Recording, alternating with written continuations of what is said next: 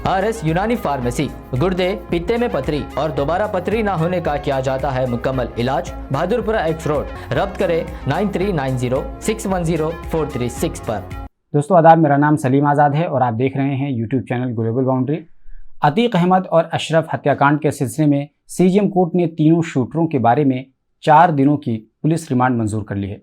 Police ने पहले 7 दिनों की रिमांड मांगी थी, लेकिन CJM कोर्ट ने आखिरकार 4 दिनों की रिमांड मंजूर की। आपको बता दें कि इस सिलसिले में पहले ही SIT का गठन हो चुका है।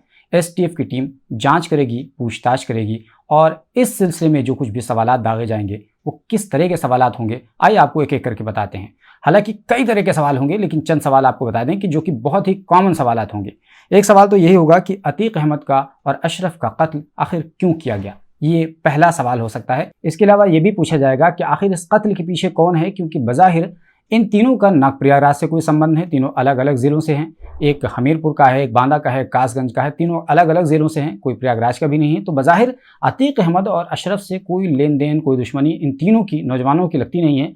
तो ऐसी सूरत में इतना तो कंफर्म लगता है कि इन तीनों का डायरेक्ट अतीक अहमद और अशरफ के हत्याकांड से कोई लिंक नहीं हो सकता है। कोई चौथा ज़रूर इसके पीछे काम कर रहा है। आखिर वो चौथा कौन है? इसके अलावा इनसे ये भी पूछा जाएगा कि इतने महंगी पिस्टल इनके पास कहाँ से आए, जो कि जिगाना पिस्टल बताया जाता है, मेड इन तुर्की है और जिसकी रेंज और कीमत बताई जाती है कि 5 से 7-8 लाख रुपए के बीच में। और इन लोगों का जो बैकग्राउंड देखा जाए तो कोई माँ बाप से बिछड़ा हुआ है, कोई बहुत गरीब है, कोई क्रिमिनल बैकग्राउंड ज़रूर है, लेकिन इन लोगों के पास माली हैसियत इतनी अच्छी नहीं है कि ये करीब करीब 5 से 8 लाख रुपए तक का जुगाड़ केवल हथियार के लिए कर सकें। तो इतना महंगा सोफिस्टिकेटेड वेपन कोई दूसरा ज़रूर प्रोवाइड कर रहा है, वरना इन तीनों के अंदर इतनी हैसियत नहीं कि इतने महंगे हथियार से किसी का कत्ल किया जाए। इसके अलावा एक सवाल ये भी होगा कि आखिर इस पूरे हत्याकांड की योजना कैसे बनाई गई, क्योंकि इन तीनों के पास कोई भी मोबाइल फ़ोन नहीं बरामद किया गया। तो ये तीनों आपस में कैसे संपर्क में आए, कब प्लानिंग की, कैसे प्लानिंग की और कैसे प्रयागराज पहुँचे।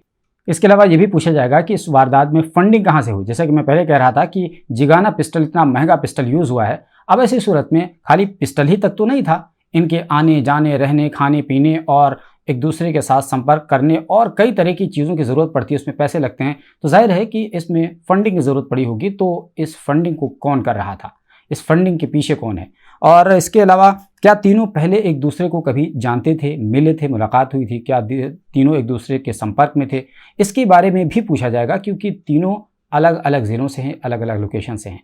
और इसके अलावा एक और सवाल किया जाएगा कि प्रयागराज में बाइक और मीडिया का जो कैमरा है, मीडिया ID है, ID कार्ड है, वो तमाम तरह की चीज़ें कैसे प्रोवाइड की गई प्रयागराज में। और सबसे अहम बात यह है कि प्रयागराज में इनको लोकेशन कौन प्रोवाइड कर रहा था, क्योंकि इनके पास मोबाइल फ़ोन नहीं जब बरामद हुआ तो आखिर इनको पल पल की जानकारी कौन दे रहा था, क्योंकि कब पहुंचना है कोर्ट, कब पहुंचना है मेडिकल की जांच के लिए, कब पहुंचना है और कॉलोनी हॉस्पिटल कब पहुंचना है रात करीब 10:30 बजे। इस तमाम टाइमिंग को, एग्जैक्ट टाइमिंग किसने बताई, कैसे बताई, कैसे पता चली जब इनके पास मोबाइल नहीं थे, ये भी बड़ा अहम सवाल होगा। इसके अलावा इनसे पूछा जाएगा कि ये प्रयागराज कब पहुँचे, कैसे पहुँचे, क्या ट्रेन के ज़रिए से आए, बस के ज़रिए से आए, क्या कई दिनों से रुके हुए थे या उसी दिन आए थे, कब पहुँचे थे, कहाँ रुके थे, एक जगह रुके थे, कई जगह रुके थे, किस किस लोकेशन पर रुके थे, वो तमाम तरह की तफ्तीश की जाएगी। और उस लोकल एरिया में इनका सपोर्ट कौन कर रहा था, क्योंकि बाहर के बंदों को लोकल इलाकों की तमाम लोकेशंस की जानकारी इतनी सोफिस्टिकेटेड तरीके से आमतौर पर नहीं होती है। इसके अलावा एक सवाल ये भी किया जाएगा कि हत्या के बाद ये लोग सरेंडर कर दिए, भागे क्यों नहीं। आखिर भाग सकते थे, पुलिस पर फायरिंग कर सकते थे और दूसरे लोगों को मार करके जा सकते थे, लेकिन इन लोगों ने अपने टारगेट को पूरा किया और फ़ौरन सरेंडर कर दिया, हथियार फेंक दिए और सरेंडर चिल्लाने लगे। आखिर इन लोगों ने भागने की कोशिश क्यों नहीं की, सरेंडर क्यों किया, ये महत्वपूर्ण सवाल।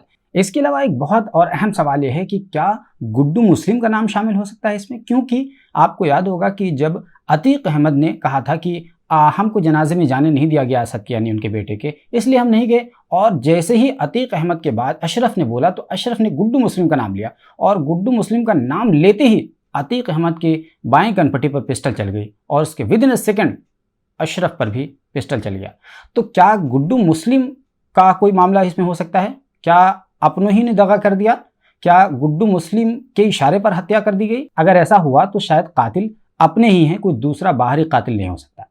इसके अलावा बहुत और अहम सवाल यह है कि शाइस्ता परवीन, जो कि अतीक अहमद की पत्नी है, उन्होंने 27 फरवरी यानी 24 फरवरी को उमेश पाल का मर्डर हुआ था और 27 फरवरी को मुख्यमंत्री योगी आदित्यनाथ को एक खत लिखा था जिसमें उन्होंने अपने देवर और अपने पति यानी अशरफ और अतीक दोनों की हत्या की आशंका जताई थी और कहा था कि इनसे खतरा है। किससे खतरा है? खत में उन्होंने नंद गोपाल नंदी जो प्रयागराज से एमएलए हैं और बीजेपी में मंत्री हैं उनसे, और प्रयागराज के पुलिस कमिश्नर, उनका नाम है रमित शर्मा, और इसके अलावा एसटीएफ के एडीजी अमिताभ यश, इन तीनों का नाम उन्होंने खत में लिखा था और कहा था कि इनसे हमारे देवर और हमारे पति की जान को खतरा है।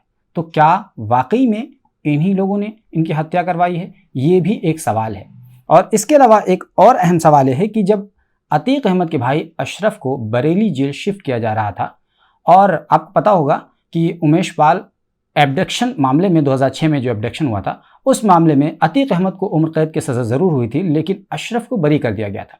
तो जब अशरफ को बरेली जेल शिफ्ट किया जा रहा था तब आपको याद होगा कि पत्रकारों से बातचीत करते हुए अशरफ ने यह कहा था कि 15 दिनों के अंदर हमको किसी बहाने से जेल से बाहर निकाला जाएगा और हमें निपटा दिया जाएगा, ये बात कही थी। और पत्रकारों ने पूछा था वो कौन है, उन्होंने कहा कि पुलिस अफसर का नाम कहा था, बाद में बताएंगे, अभी नहीं बता सकते।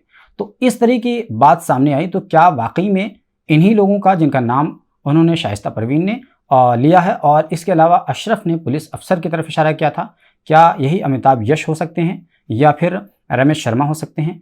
इन दोनों में से कोई हो सकते हैं या ये दोनों नहीं हो सकते हैं, ये केवल ये एक शक था? ये भी अहम सवाल है, इस सिलसिले में बातचीत की जाएगी, पूछा जाएगा। अच्छा, सबसे अहम सवाल होगा कि अगर मान लीजिए कि ये तमाम चीज़ें ना हो करके ऐसा कोई मामला सामने आ जाए इस पूछताछ में जिससे सरकार की छवि पर कोई निशान पड़ रहा हो, तो क्या इन तीनों का इनकाउंटर कर दिया जाएगा? ये सवाल आम लोग पूछ रहे हैं। ऐसी सूरत में करीब करीब सैकड़ों सवाल तैयार किए गए हैं और एसटीएफ के ज़रिए से पूछे जाएंगे। अब देखने वाली बात यह होगी कि 23 तारीख तक रिमांड है, पुलिस रिमांड है।